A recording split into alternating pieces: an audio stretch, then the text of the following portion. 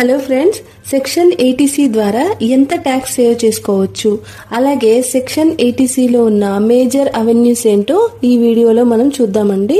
Section 80C అనేది individual persons tax save చేసుకోవడం కోసం ఉపయోగపడుతుందండి.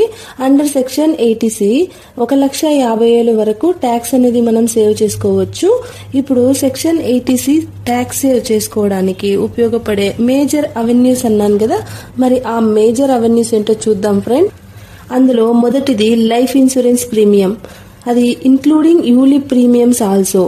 సో లైఫ్ ఇన్సూరెన్స్ కి మనం ఏదైతే ప్రీమియమ్స్ కడతామో అవి అప్ టు 1,50,000 వరకు మనకు tax saving purpose section 80C కింద ఉపయోగపడుతుందన్నమాట. తర్వాత పీపీటీ అంటే పబ్లిక్ ప్రావిడెంట్ ఫండ్ ని కూడా మనము సెక్షన్ 80C కింద చూపించుకోవచ్చు, ట్యాక్స్ సేవ్ చేసుకోవచ్చు. తర్వాత నంబర్ 3 వచ్చేసి హౌసింగ్ లోన్ ప్రిన్సిపల్స్ కింద సెక్షన్ 80Cలో ట్యాక్స్ సేవ్ అనేది చేసుకోవచ్చు.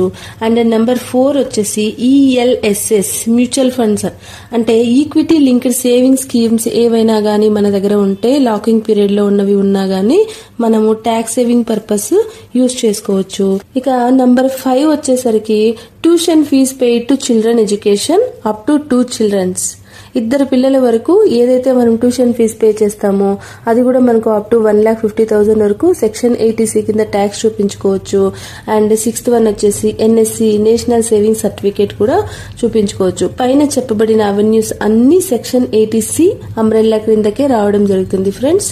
సో ఇంకా సెక్షన్ 80C రిలేటెడ్ ఏదైనా క్వైరీస్ ఉంటే కామెంట్స్ లో పెట్టండి. డెఫినెట్ గా నెక్స్ట్ వీడియోలో మీ డౌట్స్ అన్ని నేను క్లియర్ చేస్తాను. Thank you so much for watching my video friends.